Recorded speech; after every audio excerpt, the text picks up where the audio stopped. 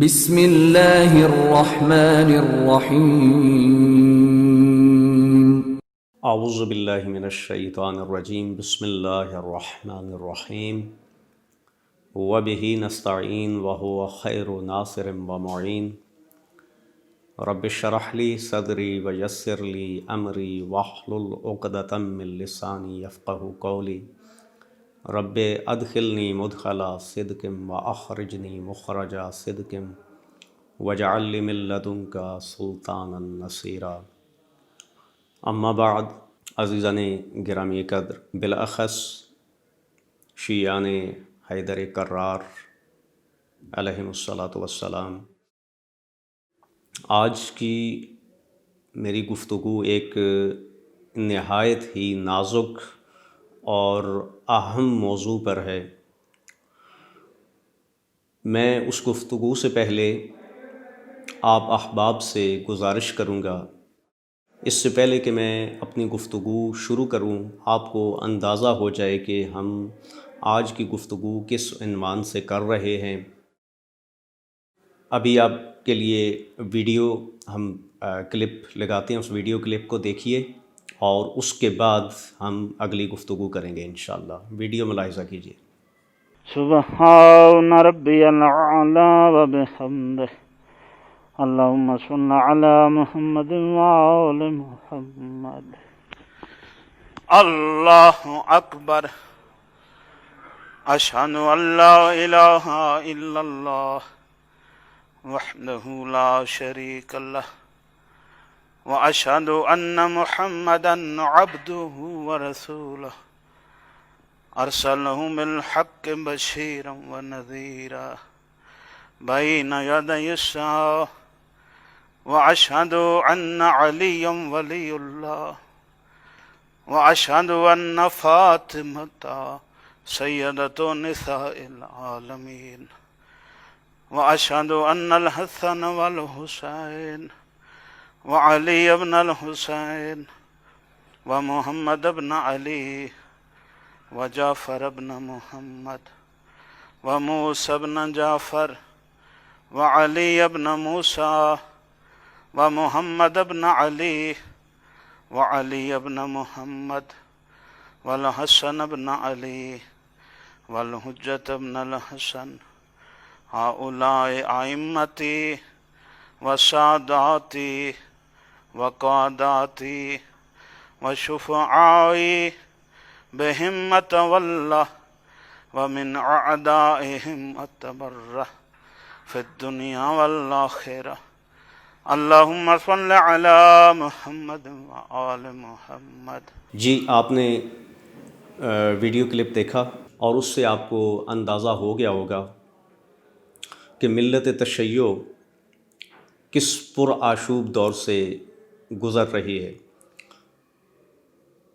یہ ملت مسلمہ، بالاخص ملت تشیع، آج اس پرآشوب دور میں تشیع کے خلاف عالمی سطح پر طرح طرح کے پروپیگنڈے ہو رہے ہیں۔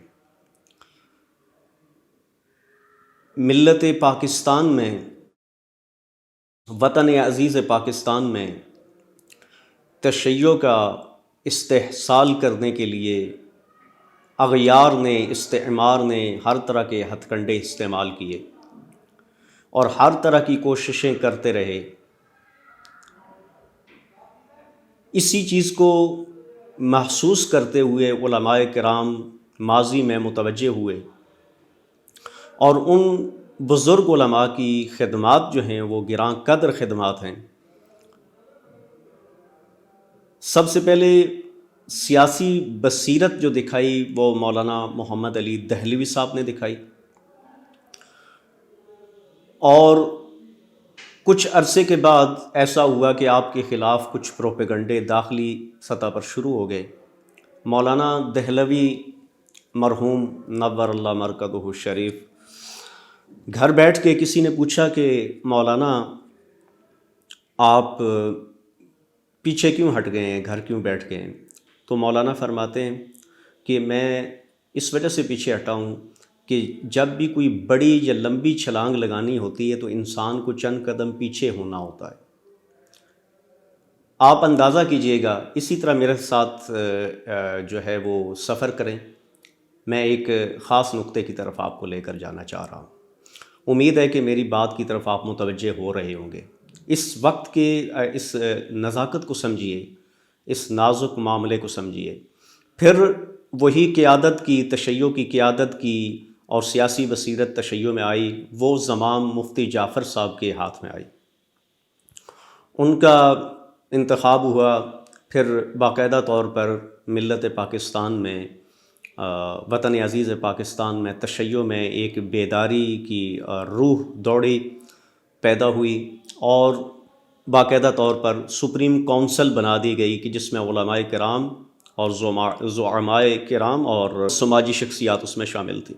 کم و بیش 50 کے قریب افراد اس میں ہنوز بھی شامل ہیں۔ کچھ اس میں مرحوم ہو گئے ہیں اور کچھ موجود ہیں، اور مزید اضافہ بھی ہو رہا ہے۔ مفتی جعفر صاحب کے ہاتھ میں قیادت آئی، مفتی جعفر صاحب نے بطریق احسن اس کو انجام دیا، قیادت کو، جتنا عرصہ ان کے پاس قیادت کا تھا۔ آپ تاریخ سے واقف ہیں، میں صرف چند جو ہے نا وہ گزارشات آپ کی خدمت میں پیش کرنے ہیں، یہ تذکراً میں یہ عرض کر رہا ہوں، آپ سب کچھ جانتے ہیں۔ پھر مفتی جعفر صاحب کی رحلت کے بعد باقاعدہ طور پر علامہ صفدر حسین نجفی صاحب نے پیش کیا جناب علامہ عارف حسین الحسینی کو۔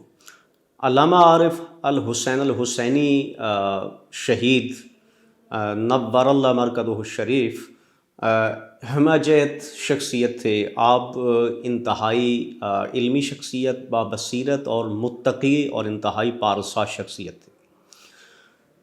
آپ کا تعلق پارا چنار سے تھا۔ علامہ صفدر حسین نجفی صاحب محسن ملت تھے، انہوں نے آپ کا انتخاب کیا اور آپ کو چنا قیادت کے لیے، اور آپ کا بہرحال انتخاب ہو گیا، قیادت کے لیے چن لیا گیا۔ لیکن داخلی طور پر اور خارجی طور پر آپ کے خلاف سازشیں باقاعدہ شروع ہو گئیں۔ ان سازشوں کا دائرہ کار اتنا وسیع ہوتا گیا کہ بالآخر ہمیں اپنے قائد سے محروم ہونا پڑا۔ 4 سال تک آپ کی قیادت آپ کے پاس رہی، 2 سال تک آپ اپنے آپ کو شیعہ ثابت کرنے پر لگا دیا آپ نے۔ باقاعدہ پلے کارڈ آپ کے ہاتھ میں ہوتا تھا، اٹھا کر کے لے کر جاتے تھے، آپ جہاں بھی جاتے تھے یا علی مدد اس پر لکھا ہوتا تھا، یہ ثابت کرنے کے لیے کہ میں شیعہ ہوں۔ ایک کتنی مظلومیت کی بات ہے کہ ایک ملت کا قائد ہو اور وہ اپنی ملت، اپنی کمیونٹی کے پاس جائے اور یہ ثابت کرنے کے لیے کہ میں ملت کا قائد ہوں، یہ دیکھو میں شیعہ ہوں۔ وہ تو 2 سال وہ کہتے ہیں کہ مجھے لگ گئے شیعہ، اور 2 سال جب انہوں نے قیادت باقاعدہ اس میں متحرک ہوئے تو بالآخر شہادت کو پہنچے۔ شہادت ہمارا ورثہ ہے، کوئی گھبراہٹ یا پریشانی والی بات نہیں، بامقصد شہادت ہونی چاہیے۔ ایسا نہیں ہے کہ ہم اپنی بڑی بڑی شخصیات کو قتل گاہ کی طرف لے جائیں، لیکن اگر عارف حسین الحسینی کا بھرپور ساتھ دیا جاتا، داخلی اور خارجی سازشوں کا سامنا کیا جاتا، سمجھا جاتا، تو شاید آج قائد شہید ہم میں موجود ہوتے۔ خیر، پھر ان کی شہادت کے بعد باقاعدہ طور پر اسی سپریم کونسل نے علامہ ساجد علی نقوی صاحب کو قائد منتخب کیا۔ میں جس بات کی طرف آپ کی توجہ مبذول کرانا چاہ رہا ہوں، قائد موجود کی بھی اپنی خدمات، اپنی جگہ پر اپنی خدمات ہیں، اس وقت بھی تھی، ماضی میں بھی تھی، شہید عارف حسینی کے نائب خاص رہے ہیں اور بعد میں بھی خدمات ان کی تھی۔ دشمن نے بڑے اچھے طریقے سے ان کو سمجھا اور سمجھ کر کے ان کے خلاف پھر باقاعدہ پروپیگنڈے شروع ہو گئے، داخلی اور خارجی اسی طرح۔ پھر میں آپ کو بتانا چاہوں گا کہ کس طرح ہوا یہ معاملہ، آپ جانتے ہیں، لیکن کچھ چیزیں ہوتی ہیں ضروری ہوتی ہیں تذکر کے لیے، کہ علامہ ساجد علی نقوی صاحب کے ساتھ ایسے معاملات، یعنی ان کی کردار کشی بھی شروع ہو گئی، شخصیت کشی بھی شروع ہو گئی، پھر شادی کا معاملہ، پھر اس طرح کے معاملات بہت سارے، یعنی ایجنسیز بہت تیز ہو گئیں۔ عارف حسین الحسینی شہید جو ہیں، ان کے دور میں ایک شخصیت جو راولپنڈی کی تھی، بنیادی طور پر وہ چکوال کے ہیں، چکوال کے ایک گاؤں سے ان کا تعلق ہے، نجف کے پڑھے ہوئے ہیں، علامہ سید حامد علی شاہ موسوی صاحب کو۔ ایک ISI کے ایک باقاعدہ طور پر ایک جرنل تھے ذاکر زیدی ذاکر زیدی صاحب نے کیا کیا کہ انہوں نے باقاعدہ طور پر حامد علی شاہ موسوی صاحب کو باقاعدہ قائد بنا لیا علیحدہ سے، یعنی شہید عارف حسین الحسینی موجود ہیں، ان کے مقابلے میں انہیں باقاعدہ قائد بنا دیا گیا۔ وہ تسلسل آج تک جاری ہے، 35 36 سال 40 سال جتنا عرصہ گزرا تو اب تک وہ جاری ہے۔ بعد میں جب ریٹائرڈ ہوئے ذاکر زیدی صاحب تو وہ قوم سے معافی مانگ رہے ہیں ہاتھ جوڑ کے کہ میں نے بہت بڑی خیانت کی، قوم مجھے معاف کر دے، میں نے قوم کو بانٹا ہے، ٹکڑوں میں تقسیم کیا ہے، کہ میں نے ایک باقاعدہ مرکزی پلیٹ فارم جو تھا تشیع کا، اور تشیع میں ایک بیداری تھی، اس کو میں نے اس کی پہلو میں خنجر گھونپا، اور میں نے کیا کیا، اس کو 2 حصوں میں تقسیم کیا۔ ایک قیادت جو ہے نا وہ ایک طرف ہوگی، دوسری قیادت دوسری طرف ہوگی۔ اور پھر حامد علی شاہ موسوی صاحب ہمارے لیے قابل احترام ہیں، نجف کے عالم ہیں، آپ امام خمینی کے شاگرد اور اسی طرح آیت اللہ محسن الحکیم کے بھی شاگرد رہے ہیں، اور بڑے بڑے مراجع عظام کے شاگردوں میں سے ہیں۔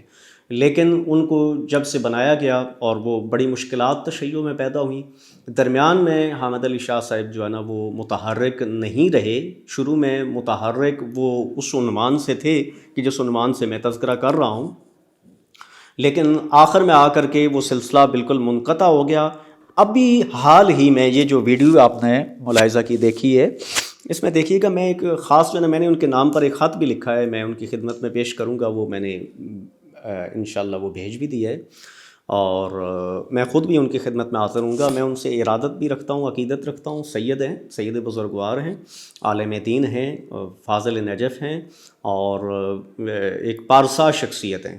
بس وہ ایک علیحدہ ایک بحث ہے کہ ایک سیاسی بصیرت ہوتی، وہ ہر شخص کے اندر وہ سیاسی بصیرت نہیں ہوتی، تو انہیں استعمال کیا گیا۔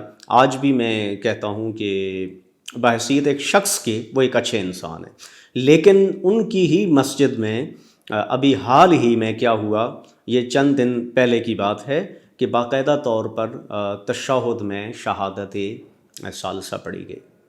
شہادت ثالثہ کی حد تک بات نہیں ہے، بلکہ چہاردہ معصومین علیہ الصلوۃ والسلام کی مکمل ایک شخص ہے جو معمم ہے، مقدس لباس میں ہے، عبا قبا پہنی ہوئی ہے، اور فربہ جسم والی شخصیت ہیں، وہ نماز پڑھا رہی ہیں۔ پیچھے بزرگ حضرات ہیں جو کہ 35 40 سال 50 سال سے حامد علی شاہ صاحب کے پیچھے بھی وہ نماز پڑھ رہے ہیں، وہ پکے نمازی لوگ۔ حامد علی شاہ صاحب تشہد میں علی ولی اللہ شروع سے نہیں پڑھتے، نہ ہی وہ قائل ہیں۔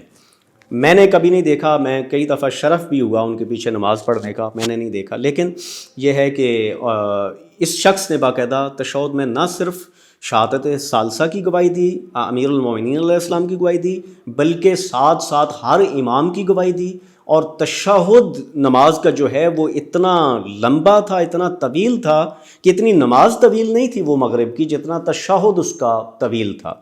اور کیا باور کیا کرایا جا رہا تھا، پیغام کیا دیا جا رہا تھا؟ پیغام یہ دیا جا رہا تھا کہ ہیڈ کوارٹر تشیع کا، وہاں نیچے لکھا ہوا ہے، جس بندے نے ویڈیو بنائی اس نے لکھا تشیع کا ہیڈ کوارٹر، یعنی تشیع کے ہیڈ کوارٹر سے جو ہے وہ ایک پیغام جا رہا ہے، ترجمانی کر رہا ہے ایک عالم دین امامہ سر پر رکھ کر۔ وہ کیا کہہ رہا ہے کہ دیکھیں جی کہ میں تشہد میں یہ جو شہادت ثالثہ اور یہ چیزیں میں پڑھ رہا ہوں یہ تشیع کے حق میں، اور اس کا مطلب ہے یہ کہ اس کو پروموٹ کرنا، اور اس کو یہ کہنے کا مقصد یہ تھا کہ سب ایسا ہی کریں۔